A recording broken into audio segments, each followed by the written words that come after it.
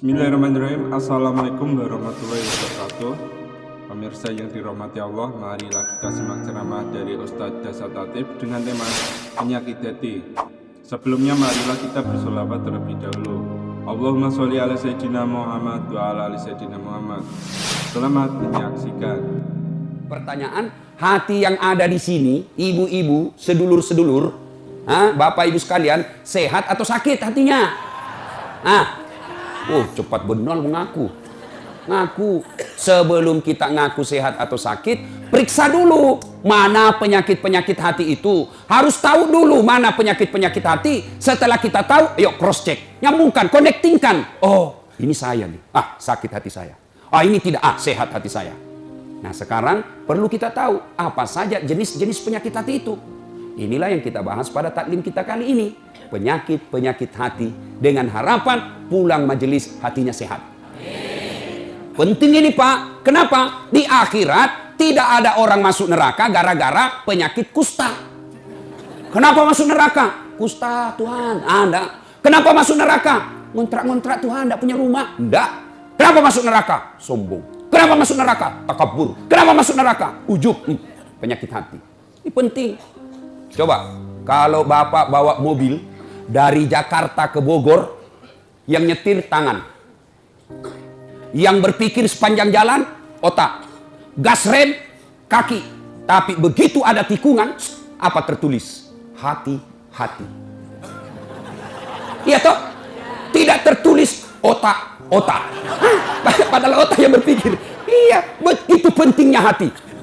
Coba di lapangan terbang, bandara, ada pengumuman. Apa yang diumumkan? Perhatian.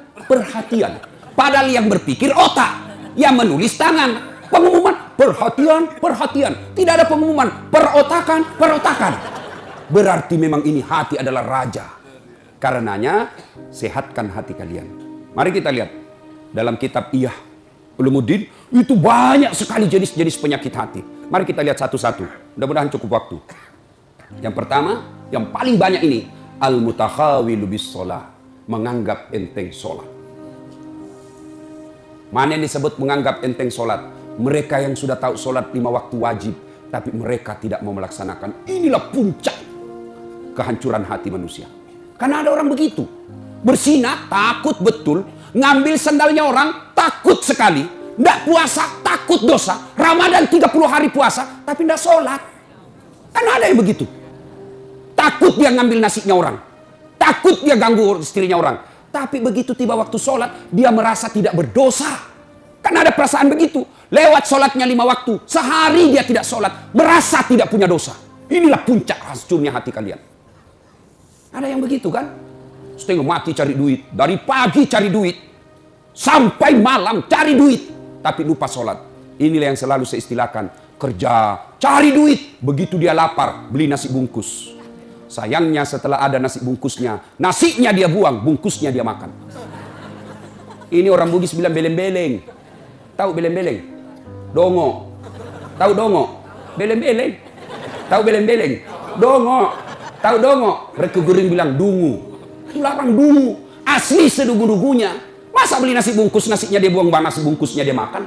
Inilah orang yang setengah mati cari nafkah. Berpolitik siang malam. Berusaha siang malam, ngajar siang malam, cari harta siang malam, lupa sholat, beleng-beleng, dungu.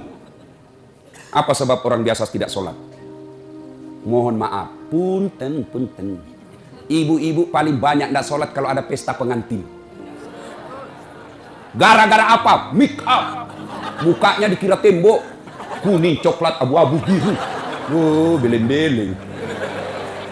Itu biasa saya kasihan lihat itu ibu kalau ada pengantin, mukanya betul-betul kayak tembok. Serba palsu. Bibirnya merah palsu. Alisnya tebal palsu. Bulu matanya panjang palsu. Pantatnya gabus. Semua palsu. Malah ada lagi lebih gila lagi saya lihat, dia kasih lebih alisnya. Saya bilang kenapa dikasih lebih? Dia bilang seperti artis Korea. Ada artis Korea baru di Bogor tinggal. Coba, sudahlah. Apa dilarang berdandan? Ya silahkan, selama ibu berdandan supaya suami bangga di samping ibu, itu ibadah. Tapi kalau ibu dandan, gara-gara dandan tidak sholat, beleng-beleng. Nah, sekarang gimana solusinya, Ustaz? Nah, ibu wudhu dulu. Sudah wudhu, dandan. Sudah dandan, tahan kentut. Ya sudah wudhu, kentut batal. Dah habis ke Ustaz, sedikit aja keluar. Biar sedikit, batal. Coba. 2. Yang menyebabkan ibu-ibu banyak tidak sholat kalau ada pengantin. Apa? Jilbab. Saya ini sudah keliling-keliling ceramah sampai ke Malaysia, Timur Tengah, Brunei, Filipina Selatan. Ini hanya di Indonesia yang ibu-ibunya susah jilbabnya. Jilbab sakaratil maut. Masya Allah. Itu ada talinya tuh 2 meter. Dia ikat dulu. Dia ikat di lehernya. 2 meter dikasih kembang. 17 pentulnya. Ada kayak batang pohon di belakang. Sudah, nggak bisa lah dia goyang lehernya. Sudah diikat. Coba, ayo pakai lagi jilbab yang sempit, celana roknya sempit. Suaminya bilang, cepat-cepat, buru-buru kita ketinggalan. Tunggu sedikit, Pak. Ini namanya belen-belen. Tiba waktu sholat, hayyalah sholat. Suaminya bilang, bu, baru aja kau pulang umroh. Itu baru 2 bulan yang lalu kau pulang umroh. Ini sudah mau asar kau belum sholat tuh. Sana pi sholat. Apa kata istrinya? Sadar kau, Pak. Saya sadar, saya suruh kau sholat. Kau ndak lihat ini jilbabku, 2 jam makainya ini. Belen-belen. Sudah ya, Bu. Yang paling banyak perempuan ndak sholat kalau ada pesta. Ini kalau laki-laki kapan banyak ndak sholat? Ada Piala Champion. Subuh ndak sholat subuh. Gara-gara sepak bola. Begitu nonton dari jam 2, seri adu penalti. Bersamaan azan subuh. Pilih mana, Pak? Bapak pilih mana? Pergi sholat, ketinggalan gol. Nonton, ketinggalan sholat. Akhirnya apa? Diambil sajadahnya, sholat depan televisi. Ini lebih belen-belen. Ayo. Demi Allah. Apa alasan orang biasa tidak sholat? Ustaz, saya kaya Ustaz. Dia kaya aja dia tidak sholat. Ada yang kalah kayanya Nabi Sulaiman? Ada yang kaya Nabi Sulaiman? Nabi Sulaiman itu pekarangan rumahnya emas. Ada di sini pekarangan rumahnya emas. Paling kalau orang Bugis, kalau paling kaya giginya dikasih emas. Coba. Dia cakep Ustaz. Ada yang kalah Nabi Yusuf? Ayo. Tuh cakepnya Nabi Yusuf. Bayangkan cakepnya itu manusia. Ibu-ibu disuruh ngiris-ngiris bawang. Suruh lewat Nabi Yusuf seperti Pragawati. Yang kalau di atas apa itu? Catwalk. Lewat Nabi Yusuf. Ini ibu, Masya Allah, ini bukan manusia ini, cakep betul. Tidak sadar, dia iris tangannya, dia tidak rasa begitu terpesonanya dengan mukanya Nabi Yusuf.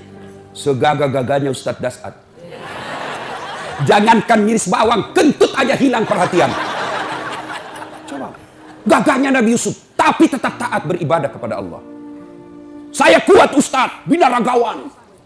Ada kala Nabi Musa? Nabi Musa itu Bu, kalau dia kunci badannya, tembus itu bulu-bulu di bajunya. Kalau dia kunci badan, terlempar songkoknya. Kalau dia tinju orang, belum sampai tinjunya sudah jatuh itu musuhnya. Ini orang Bugis bilang karate do, karate campur doti. Doti itu magic. Coba, hebat. Saya cerdas Ustaz. Ada yang kalah cerdasnya Nabi Nuh. Sampai detik ini tidak ada orang arsitek bikin perahu di atas gunung. Semua mereka bikin perahu di pesisir pantai. Nuh alaihissalam di atas gunung bikin perahu. Cerdas, tidak sombong, tetap sujud beribadah kepada Allah. Apa lagi? Ada apa? Apa alasanmu lagi? Apa yang kita mau alasan tidak mau sholat? Jelas? Demi Allah, tidak ada keselamatan bagi mereka yang menganggap enteng sholat. Ustaz, saya ini merantau Ustaz dari Sumatera. 30 tahun sudah saya di Bogor Ustaz. Tidak bisa lepas dari kredit. Rumahnya susah, masih ngontrak-ngontrak Ustaz. Periksa sholatnya. Anak saya nakal betul Ustaz. Periksa sholatnya. Kalau sholat baik, mustahil Allah sengsarakan hidupmu. Tuhan apa yang bikin sengsara hidupnya orang yang baik sholatnya? Saya sholat Ustaz. Betul kamu sholat, tapi tidak ikhlas. Ya Allah sholat. Asar lagi. Barusan duhur. Kok tidak ikhlas bos? Ayo. Saya ikhlas Ustaz. Mana ikhlas sholat duhur sudah dekat asar? Ikhlas kan namanya itu. Ayo. Mana ikhlas sholat asar sudah dekat maghrib. 1 kali wudhu itu sudah sholat asarnya. Itu juga maghribnya. Mana? Maka kalau hidup kita susah, jangan cari kambing hitam. Lebih periksa sholatnya. Saya sholat Ustaz. Kenapa hidupku susah? Betul kau sholat. Tapi sholatmu main-main. Tidak semangat ketemu Allah. Allah.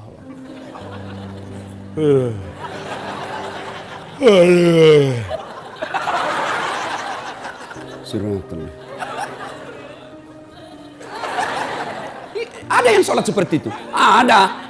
Sholat kayak ditiup angin. Allah.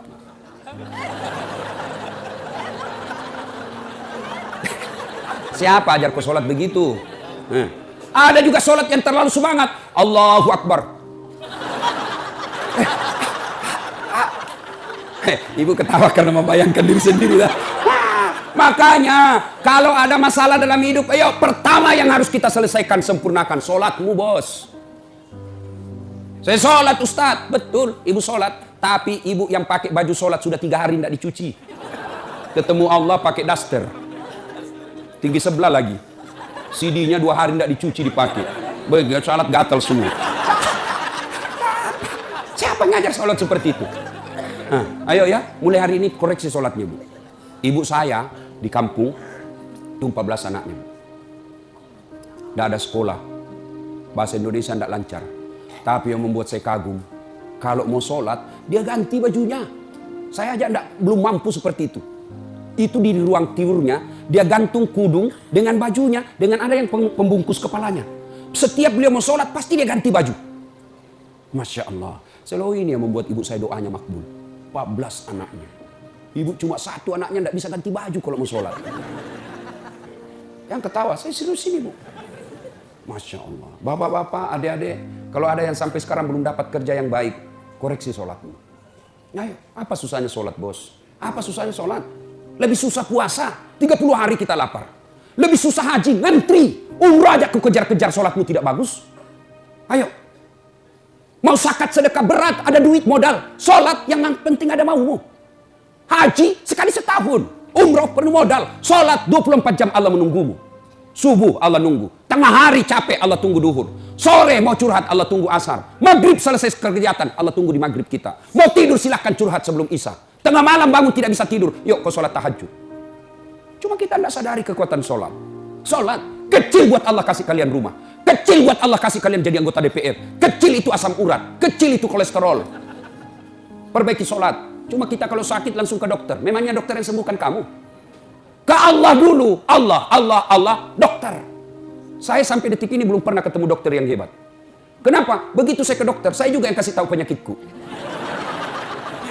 Assalamualaikum Ustaz. Waalaikumsalam dok. Kenapa Ustaz? Ini mencret-mencret saya dok.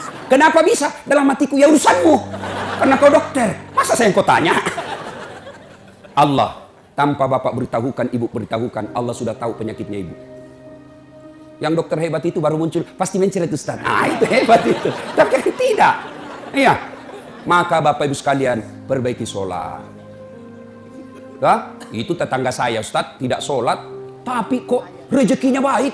Proyeknya lancar. Oh jangan salah. Memang duitnya banyak. Mobilnya mewah. Rumahnya megah. Tapi apa yang ibu bapak tidak tahu? Istrinya selingkuh, suaminya membalas. Banyak kita lihat orang kaya. Tapi menderita batinnya. Duitnya banyak, dihormati di kantor, dimuliakan di kantor, tapi sampai di rumahnya dilempar piring sama anaknya masih SMP. Itu sudah banyak duitnya, tapi tidak ada kebahagiaan rumah tangganya. Banyak duitnya, tapi tidak ada bisa dia makan. Duitnya 7 miliar, tapi dilarang makan nasi. Apa enaknya? Dilarang makan nasi, dilarang makan karedok. Apa? Yang bisa dia makan hanya ubi rebus. Duit 7 miliar cuma ubi rebus. Pret. Maka bapak ibu, adik-adik, jangan galau, perbaiki sholatmu. Saya bisa bicara begini, saya alami. Demi Allah, saya pernah menjadi cleaning service. Bersihkan toilet triple terkenal di Makassar waktu itu. 4 toilet saya harus bersihkan tiap hari. Saya bilang sama koordinator kebersihan, tidak usah gaji saya. Kasih masuk namaku undian umroh kalau ada gratis. Sampai tutup itu kantor, tidak dapat. Saya pernah menjadi loper koran. Selesai sholat subuh saya bawa naik sepeda itu langganan harian Fajar di Makassar. Hilang lagi sepeda BMX ku. Tak tahu sampai sekarang saya belum dapat siapa yang curi. Ngajar itu kalau saya dapat itu saya lapor di KPK. Masya Allah. Hai, saya sering jalan kaki pergi sekolah. Saya pernah dihina kawan saya waktu kuliah. Keluar dari ruangan kuliah, dia tunjuki saya, Dasaat, tidak malu-malu kau, cakar semua bajumu. Cakar itu rombengan. Tahu, baju bekas yang dari Eropa dijual 100.000 kalau di Matahari 100.000 satu. Ini 10.000 4 masih ditawar. Coba bayangkan. Saya tidak marah. Biiznillah, dengan izin Allah, saya istiqamah pelihara sholat dengan sebaik-baiknya. Alhamdulillah dengan izin Allah, saya sudah punya travel sendiri. Kapan saja saya mau umroh bisa, dengan izin Allah. Kalau kawan saya dulu yang hina saya katakan pakai baju cakar, alhamdulillah sekarang Ramadan baru-baru saya kasih lagi zakat. Coba, kalau saya jalan kaki dulu, alhamdulillah punya kendaraan yang jarang seperti itu di Makassar. Alhamdulillah, dengan izin Allah. Apa susahnya Allah kasih kamu rumah? Apa susahnya Allah kasih lunas utangmu? Kecil buat Allah. Yang penting, sholat men, sholat. Perbaiki sholatmu, Allah yang selesaikan utangmu. Adakah manusia tidak ada masalahnya di dunia? Ini malah ibu-ibu penuh masalah, saya lihat mukanya ini. Mana ada manusia tidak ada masalahnya? Semua punya masalah. Ustadz, ibu pikir tidak ada masalahnya? Masalah saya besar. Mau kawin lagi tapi takut sama istri. Semua punya masalah. Alhamdulillah Allah tidak berkata, Das'at, kalau ada masalahmu kau jadi anggota DPR dulu. Ada masalahmu kau jadi gubernur dulu. Ada masalahmu kau jadi profesor dulu. Tidak. Allah cuma minta, Das'at, ada masalahmu, ista'inu bis-sabri was-shalah. Sabar, perbaiki sholatmu. Saya yang selesaikan masalahmu. Itu janji Allah, bukan janji caleg. Kalau caleg dijanji Anda boleh, kita dijanji surga, dijanji juga kita surga. Nih kartu namaku, pilih saya. Ada masalahmu, punten, hubungi saya, sama-sama Sunda. Pilih, begitu terpilih, dia ganti nomor HP-nya. Ini manusia, tapi kalau Allah, ayo dek, ada masalahmu, perbaiki sholatmu. Ya, teman setan yang pertama, nganggap enteng sholat. Apa akibat dan hukuman bagi mereka meninggalkan sholat, dan waktu kita bahas. Sekarang yang kedua, penyakit hati yang kedua, sombong. Ujub, takabur, borro, mau dibilang, mau dikata, itu penyakit sombong. Ingat sejarahnya iblis keluar dari sorga? Ya? Apa penyebabnya? Apa karena dia miskin? Apa karena dia korengan? Apa karena dia penyakit kusta? Tidak. Ciptakan Adam. Allah perintahkan, wahai seluruh makhlukku, kau sujud di hadapan Adam. Inilah makhluk saya paling mulia. Iblis, malaikat, sujud meskipun awalnya sempat protes. Tumbuh-tumbuhan binatang, sujud hormat kepada Adam. Satu makhluk Allah yang tidak mau, namanya iblis. Iblis protes, saya tidak mau ya Allah. Kenapa iblis? Adam baru diciptakan, saya senior. Masa senior hormat sama junior? Gengsi dong. Adam diciptakan dari tanah, saya dari api. Unsur kejadian saya lebih mulia dari Adam, saya tidak mau. Allah berfirman, wah kau sombong rupanya iblis. Sombong, tidak layak berhuni sorga. Keluar kau dari sorgaku. Diusir dari sorga. Cuma iblis waktu diusir, dia minta, ya Allah, nih sebelum saya keluar dari sorga, nih ada dua proposal saya. Permohonan saya. Satu, berikan saya umur yang panjang. Oke, kata Allah, kau tidak akan mati sampai hari kiamat. Kata iblis itu beranak pinak. Andai kita ketemu sama dunia, Pak, ini ada banyak di sini kita, Pak. Cuma karena dunia kita beda, maka tidak ketemu. Tapi di sini dia lihat di hati kita ini, Pak. Oh ini nih sasaran saya nanti nih. Pulang ini saya goda lagi nih supaya goda ini. Itu cuma tidak dilihat. Tuh. Yang kedua kata iblis, permohonan saya yang kedua, berikan saya skill, kemampuan, kehebatan untuk menggoda anak cucunya Adam. Gara-gara Adam saya diusir, maka saya akan melakukan perang sepanjang hidup saya. Iblis kata Allah, silakan. Salah. Ya, jangan sombong. Apa yang kau sombongkan dengan ilmu? Ada orang banyak betul ilmunya. Allah marah, mulai dikasih pikun. Pikun tidak ada obatnya. Selama ini dia pergi mengajar, diprotes sama istrinya. Pak, biasanya kalau kau mau mengajar, kau cium-cium jidatku. Ini sudah hampir 2 minggu, tidak pernah kau cium saya. Langsung dia bilang suaminya, astagfirullah. Berarti siapa kau cium selama ini? Ternyata pembantunya. Apa kau sombong? Pikun kau tidak bisa bedakan istri pembantu. Jangan juga modus. Teman-teman pulang dengar ceramah ini, besok dia masuk kamar pembantu. Didapat sama istrinya, kukira kamu sayang. Jangan sombong dengan ilmu. Ya, pintu masuknya setan sombong. Yang kedua, apa penyebab sombong? Bertambahnya pangkat jabatan. Kan sombong. Anggota DPR, jangan sombong. Kau jadi anggota DPR karena rakyat memilihmu. Jadi bupati, jangan sombong. Kau jadi bupati karena rakyat milih. Tidak pilih, wabillahi taufiq wal hidayah. Keluar kau jadi rakyat biasa. Apalagi menyebabkan orang sombong? Bertambahnya harta. Jangan sombong, nanti kau seperti Korun. Banyak duitnya. Takabur, tenggelamkan oleh Allah. Belajar dari Palu, belajar dari Donggala, Aceh, sekejap saja hancur. Jangan sombong. Apalagi membuat orang sombong? Bertambahnya ibadah. Yang tadinya malas sholat, sekarang sholatnya bagus. Bukan cuma 5 waktu, sunnahnya pun oke. Mulai sombong, jangan. Allah senang orang yang alim, tapi Allah tidak senang orang yang sombong.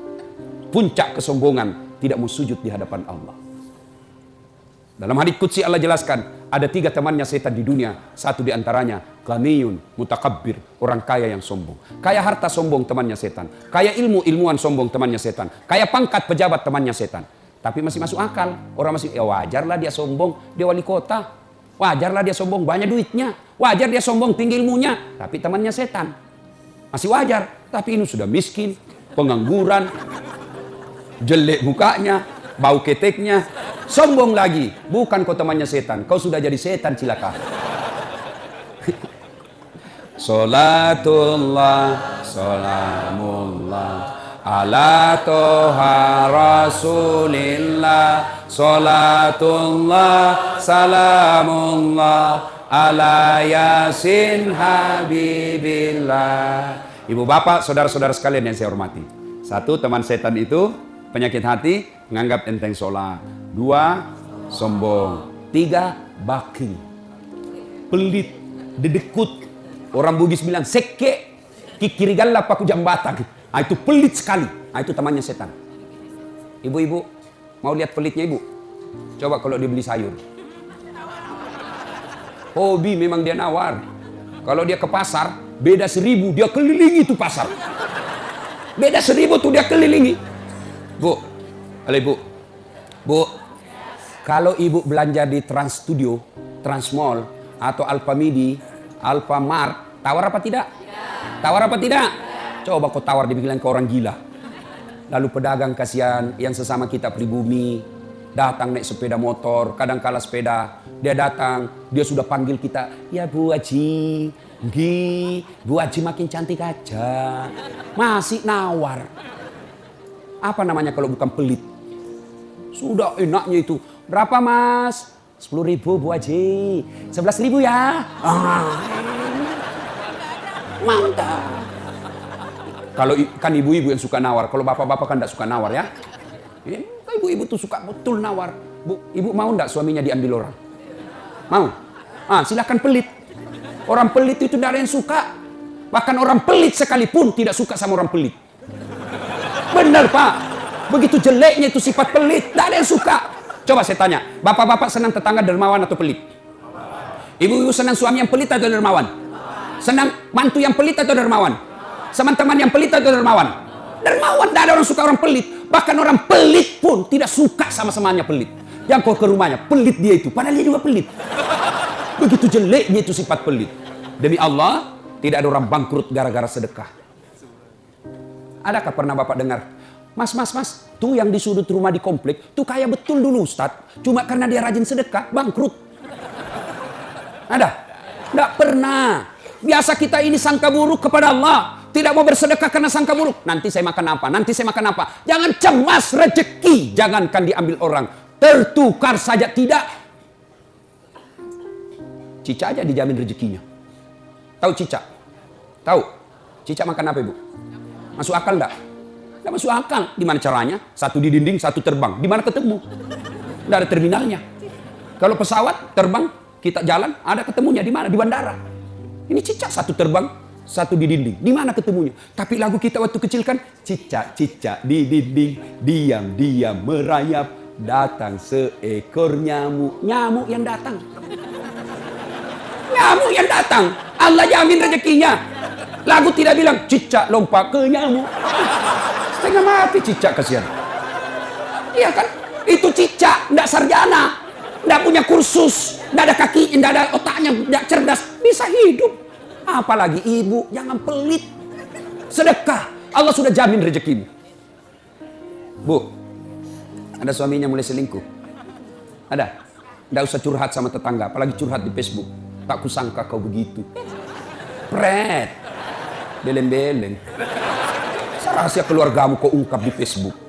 Begitu mulai, Bu, ciri-ciri laki-laki yang sudah mulai lain-lainnya.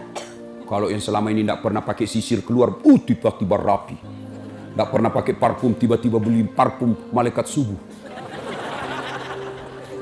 Yang tadinya keluar rumah tidak pernah pakai setrikaan, langsung rapi. Yang paling mencurigakan kalau dia terima SMS dalam kamar mandi. 70% wajib dicurigai. Nah, kalau sudah begitu ibu tidak usah curhat sama tetangga. Lebih curhat kepada Allah. Bangun ibu sholat hajat, lakukan sampai 8 rakaat. Setiap 2 rakaat di sujud terakhirmu kau berdoa kepada Allah. Ya Allah, engkau yang membolak-balikkan rasa cinta dalam hati suamiku. Tidak mungkin aku bisa mengendalikan cintanya. Ya Allah, tidak mungkin aku jaga dia 24 jam. Engkau yang maha menjaga ya Allah. Ya Allah, pelihara suamiku dari godaan perempuan lain. Ini ada duit saya 500 ribu. Saya tolak bala besok ke panti asuhan. Mudah-mudahan 500 ribu suamiku terhindar dari wanita jahat. Bismillah. Coba amalkan itu, Bu. Coba amalkan. Yang jadi masalah kalau suaminya juga sudah tahu rumusnya. Dia bangun juga sholat tahajud. Dia bangun pula sholat hajat. Istrinya sebelah, kamar sebelah. Suaminya kamar sebelah. Ya Allah, capek sudah saya lihat istri saya ya Allah. Ngamuk aja kerjanya. Marah-marah aja. Berat badannya juga makin tambah ya Allah. Tak tahu dilihat dari mana dia seksi. Ya Allah, ini ada duit saya 500 ribu. Tolak bala ya Allah. Mudah-mudahan istriku ikhlas saya kawin lagi. Bingung malaikat yang mana? Jangan pelit. Demi Allah. Tidak ada orang bangkrut gara-gara sedekah. Saya kasih contoh. Tanggal 4 kemarin, sehari sebelum lebaran. Ya, tanggal 3 malam. Ada anak-anak usia 19 tahun. Bapaknya Flores, mamanya Toraja, Kristen. Karena sering dengar ceramah saya di YouTube, akhirnya dia memutuskan diri masuk Islam. Desember kemarin. 19 tahun. Tanggal 3 malam, dia DM ke saya di Instagram. Ustadz, saya ini dicerita cara mualafnya. Kemudian besok sudah mulai lebaran, saya belum punya baju baru Ustadz. Saya lihat Ustadz ini bagus-bagus bajunya. Di mana belinya Ustadz? Saya bilang sebenarnya baju saya tidak dibeli, bikin sendiri. Tapi yang lebih sebenarnya lagi, bukan baju yang bagus, saya yang gagal. Ya, sudahlah. Saya butuh baju lebaran. Saya bilang, kau datanglah ke rumah saya. Saya sediakan kau pilih bajuku yang kau suka. Dia pakai tongkat, turun dari taksi. Wih, kasihan saya. Kenapa kakimu, Dek? Ternyata diamputasi kakinya. Dia singgah sholat asar, ditabrak mobil. Saya bilang, berat betul hidupnya ini anak. Diusir dari orang tuanya, Pak. Diusir, sekarang tinggal di masjid. Tidak disetujui, hanya dia sendiri masuk Islam. Diusir. Bilang, kenapa kakimu? Saya cerita. Sedih saya, sempat berkaca. Jangan sedih, Ustaz. Ini tidak ada artinya nih kaki ketimbang iman saya kepada Allah. Luar biasa, 19 tahun. Saya ambil baju saya yang paling bagus. Kau pilih ini, Dek. Mana kau suka? Bener, diambil yang paling bagus. Sempat juga saya nyesal. Sudah. Karena saya buru-buru ke bandara. Saya mau pergi khotbah. Ya, ini Dek. Ambil 1 juta. Sudah. Baliklah dia. Naik Grab lagi. Sudah. Perjalanan saya ke bandara masuk WhatsApp. Ustadz, berapa nomor rekeningnya? Wakil Wali Kota Balikpapan. Dalam hati saya bilang, kenapa lagi Pak Wali? Ada apa? Padahal dalam hatiku segeralah. Kirimlah nomor rekening. Masih di atas mobil, masuk. Tik, tik, tik, tik. Masuk. Berapa transferan masuk? 30 juta. Tadi keluar 1 juta. Tidak cukup sampai situ. Allah balas lebih banyak. Sampai saya di airport, bandara, depan pintu 7 nunggu saya keberangkatan. Tiba-tiba ada ibu-ibu lari. Bawa amplop. Ustadz, tunggu dulu Ustadz. Apa? Ini dalam hatiku. Ada apa lagi? Padahal cepat sudah. Ini ada ternyata ada fans saya. Dia lihat saya di bandara. Dia mau kasih. Tapi coba buru-buru mau masuk bandara. Dikasih saya melalui itu ibu. Nih ada Ustadz titipan dari ini. Oke, saya buka. Berapa isinya? 10 juta. Sudah 40 itu kan gantinya. Besoknya tanggal 5 selesai khotbah. Biasanya kalau saya khotbah dikasih itu ibu 25 juta sama itu Bu Bupati.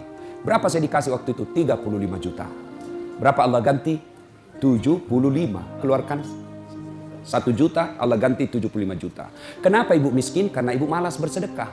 Selalu berkeyakinan saya miskin. Maka Allah, ana inda sanni abdibi. Saya tergantung sangkanya hambaku. Kalau kau sangka tidak mampu, maka kau kasih tidak mampu.